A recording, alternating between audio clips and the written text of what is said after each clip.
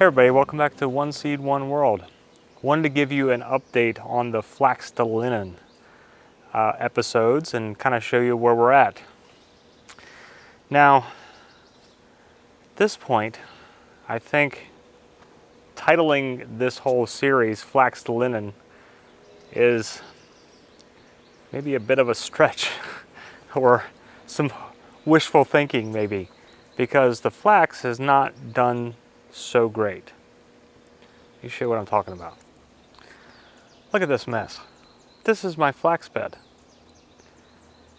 And the thing is it actually sprouted very quickly, much quicker than your normal maybe sprout times of 10 to 14 days. A lot of mine sprouted in 4 to 5 days. And I was thinking, hey, this is gonna be pretty fantastic. I'm gonna have a beautiful patch of blue wavy flowers here real soon. But that's not what happened. So I sowed this area, which you saw in the first video if you've been following along, with a lot of flax seeds. I had all the soil prepared and raked, sowed it, raked it. Now I think one thing I could have probably done better was sowed more seed. I had some patches that came up very thick and others that didn't sprout at all. And others that came up very thinly. And so the thin areas especially allowed weeds to kind of pop up in there and start taking over the process, or taking over the area. I think if I had sowed more seeds more thick, I may have got a better, thicker crop that would help choke out some of the weed seeds that were maybe already in the soil.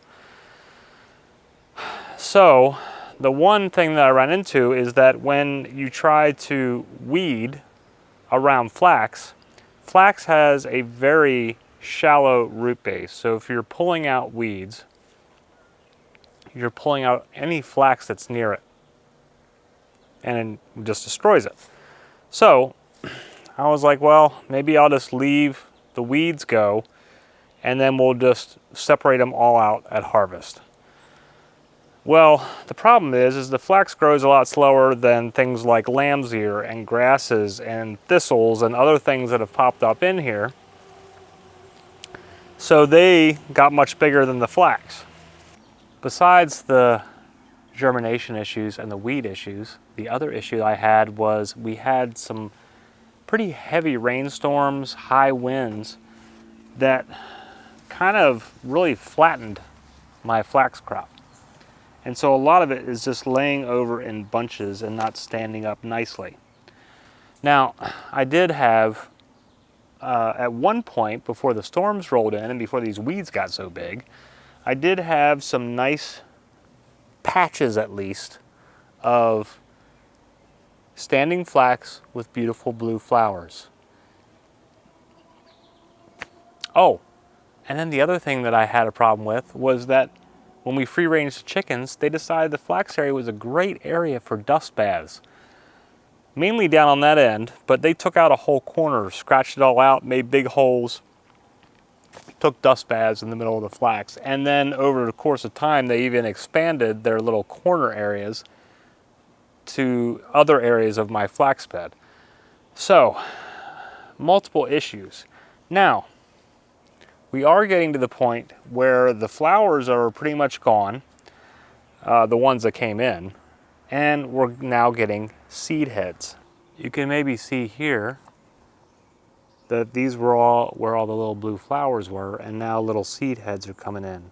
And we need to wait for these to kind of dry out, and the plant needs to progress a little bit more before we can harvest anything. So, my first thought process was, well, maybe we don't even harvest flax to try to get thread out of and just harvest the seed, like let it go, let the seed heads dry and harvest flax seed that we could either use to eat, for oils, or to plant next year to add to the other bag of flax seeds that I have. But that really kind of defeats the whole part of my idea of the series of doing flax to linen. So I may save a couple of bunches for seeds, but I am still going to try to harvest this stuff separate out all the weeds. There's something about the Bible verse separating the wheat from the chaff, or there's that parable about letting the weeds and the wheat grow together, and then at harvest you separate them, something like that. I don't know. I'm not a religious person, even though I have a religious upbringing, and I seem to remember those verses about separating the stuff at harvest.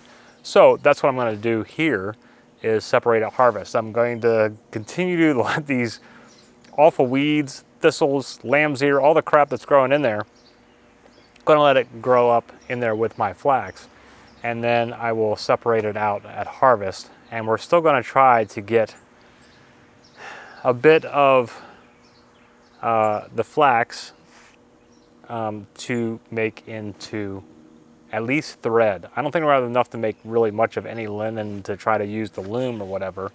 But I'm still going to go through the process of the retting and scutching and all those kind of things, so I can kind of show you that kind of stuff. But it's going to be on a much smaller scale than what I had originally hoped.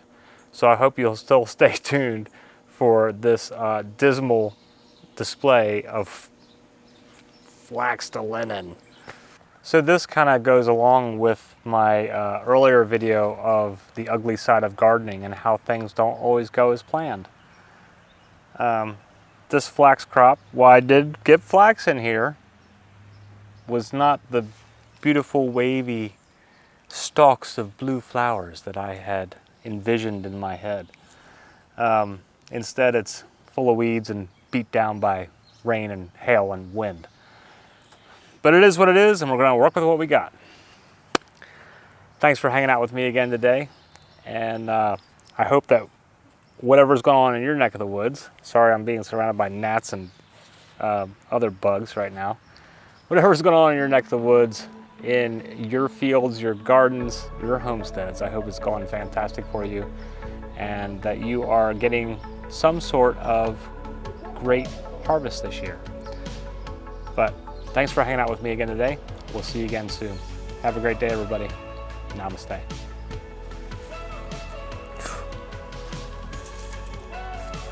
Not flax. Little flax.